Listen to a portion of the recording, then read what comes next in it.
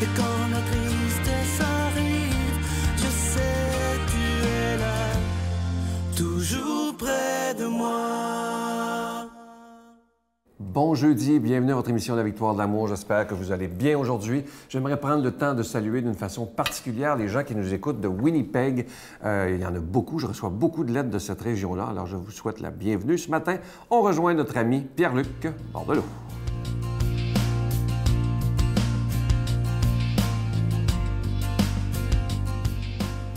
Bon matin de Dieu à vous, très heureux de vous retrouver, très joyeux en plein mois de juillet d'être en votre compagnie. Je ne sais pas ce que vous allez faire aujourd'hui. Je ne sais pas si vous êtes en vacances. Et même si vous êtes en vacances, ça, j'aime ça, vous êtes être en vacances, est-ce que vous l'êtes vraiment? Et c'est la question que je pose aujourd'hui, puisque un temps de repos, un temps de vacances, ça donne du sens. Ou ça, en tout cas, ça permet éventuellement d'aller chercher plus d'énergie, de carburant pour éventuellement être des donneurs de sens dans notre milieu. Et je vous pose la question parce que je trouve que de plus en plus, avec ce qu'on vit, avec les possibilités qu'on a, c'est pas reposant, des vacances nécessairement. Hein? Je sais pas si vous avez remarqué ça, à quel point c'est pas évident. Pour des jeunes familles, mais même pour des retraités, là, j'en connais quelques-uns, puis il s'est-tu reposé vraiment? Y a-tu arrêté? Y a-tu pris des vacances? Et là, je regardais d'où ça vient le mot vacances. Du latin vacare, qui veut dire être libre, inoccupé. Écoutez ça, là. Être libre, ça c'est bon, ça. Inoccupé. Et c'est tellement faux, l'avouer, que pendant vos vacances, là, oh, là, vous vous tenez occupé et pas à peu près. Surtout si vous partez en voyage. Parce qu'un voyage, là, c'est pas nécessairement très reposant. Ça dépend où est-ce que vous allez. Mais là, étant donné qu'on est en Europe, là, on veut tout voir, tout découvrir. Hein, t'sais. Ou même les gens, par exemple, les Français qui viennent ici au Québec, là, ils croient qu'ils peuvent voir le château Frontenac avec les chutes Niagara en une journée. Là, tout est qu'à côté, évidemment.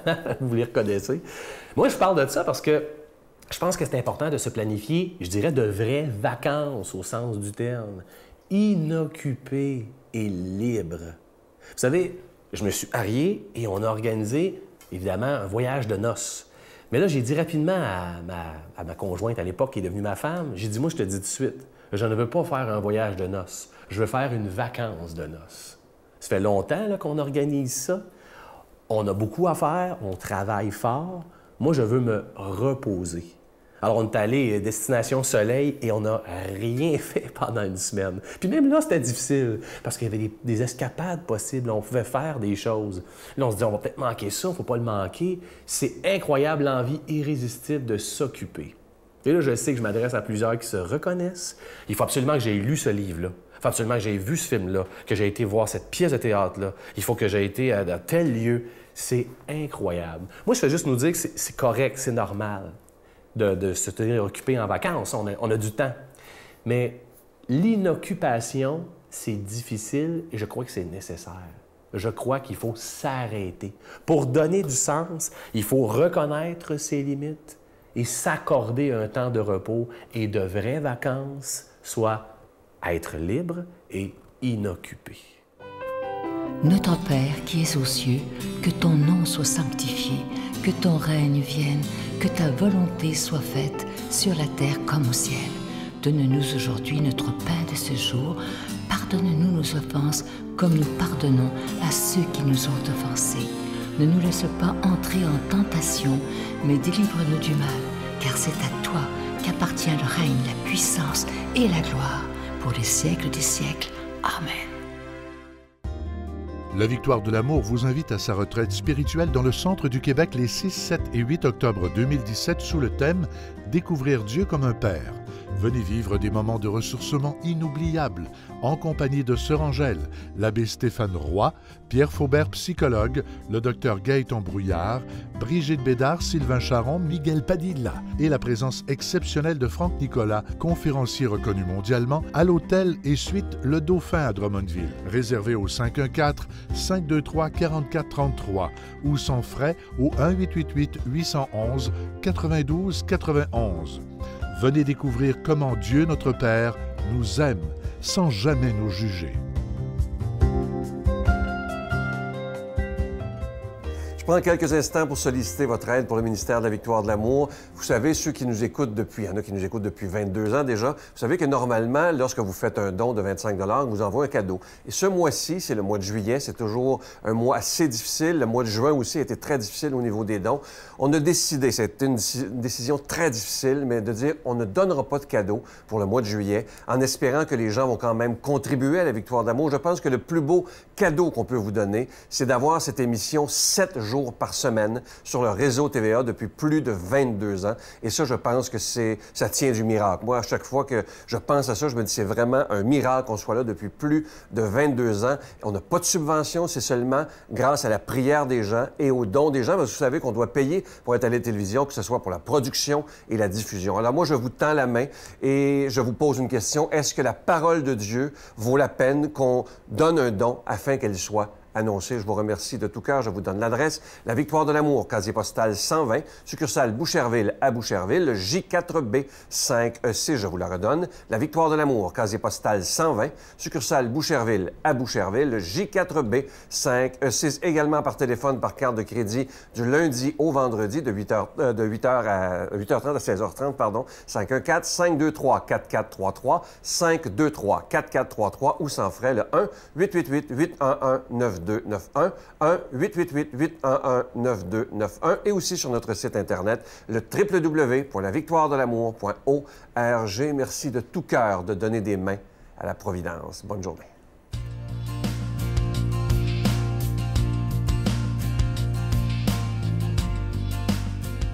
Mon Dieu, donnez-moi la sérénité d'accepter les choses que je ne peux changer, le courage de changer les choses que je peux et la sagesse d'en connaître la différence. Amen. Aujourd'hui, la parole de Dieu est proclamée par notre ami, l'abbé Stéphane Roy.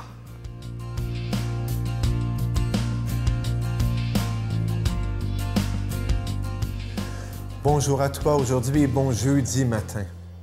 Évangile de Jésus-Christ selon saint Matthieu.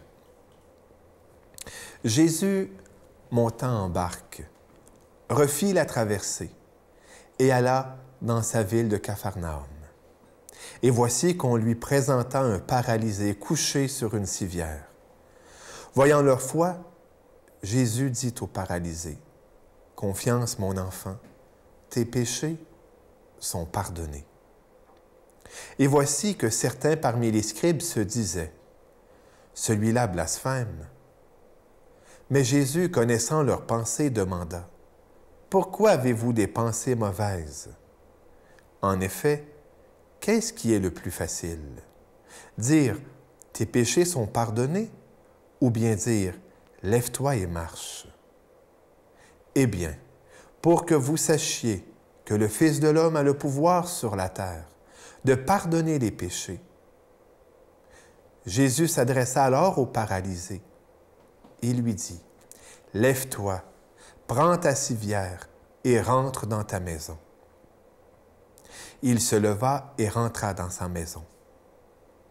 Voyant cela, les foules furent saisies de crainte et rendirent gloire à Dieu qui a donné un tel pouvoir aux hommes.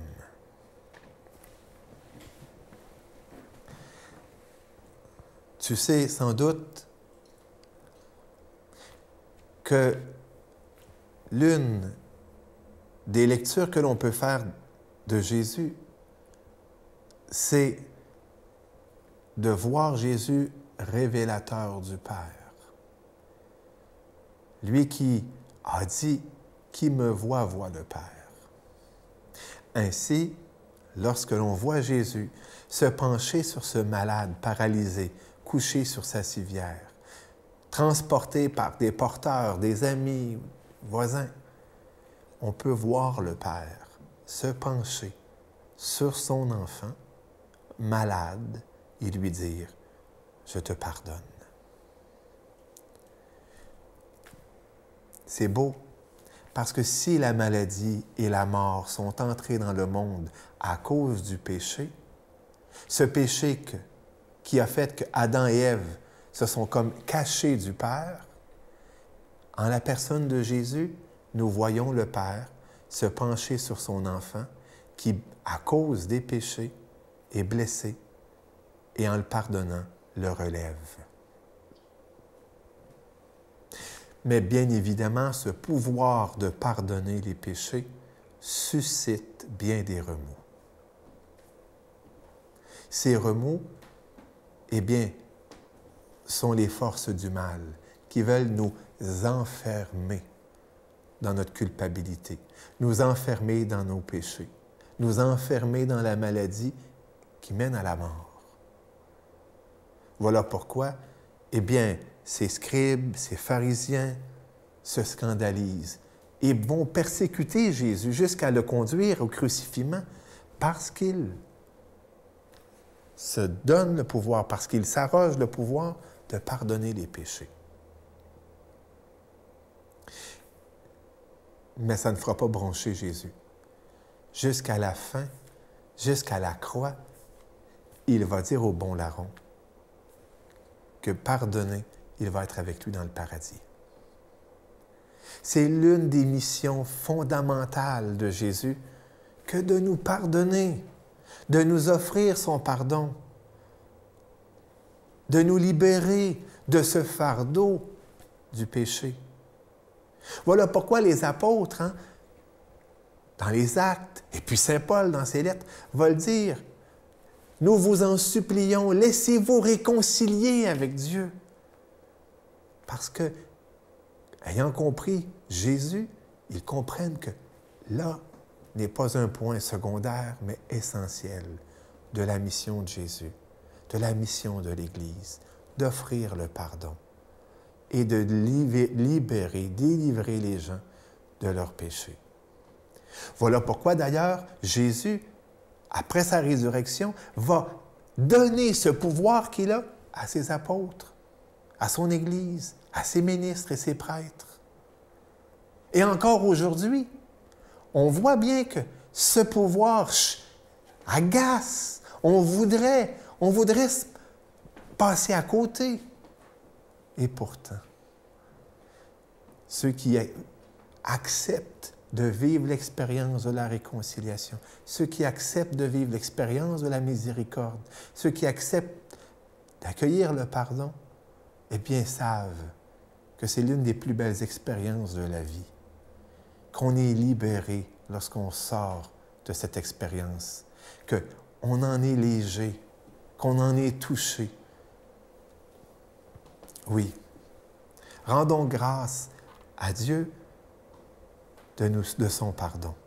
Rendons grâce à Dieu, eh bien, de sa miséricorde, qui, bien sûr, à travers Jésus, qui est lui le grand prêtre, qui est lui le médiateur, nous donne sa miséricorde. Je lui demande de te bénir. Au nom du Père, du Fils et du Saint-Esprit. Amen. Je vous salue Marie, pleine de grâce. Le Seigneur est avec vous. Vous êtes bénie entre toutes les femmes, et Jésus, le fruit de vos entrailles, est béni. Sainte Marie, Mère de Dieu, priez pour nous pauvres pécheurs, maintenant et à l'heure de notre mort. Amen.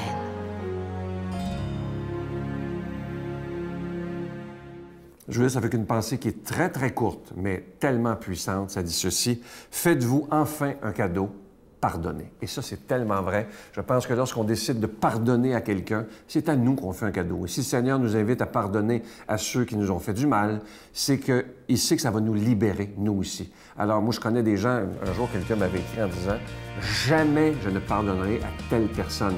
Et je sentais dans son écriture une haine incroyable. Et c'est cette personne-là qui n'était pas heureuse. L'autre, elle ne savait même pas qu'elle ne pardonnerait pas. Alors, pardonnons. Bye. Si vous êtes incapable de vous aimer vous-même, si vous êtes incapable de vous donner une bonne tape sur l'épaule parce que vous vous culpabilisez, etc., qui va le faire? Si tu ne peux pas donner d'amour et de respect et de confiance en toi, qui va le faire? Personne. Parce que si tu n'es pas capable de le faire pour toi-même, navré de vous le dire.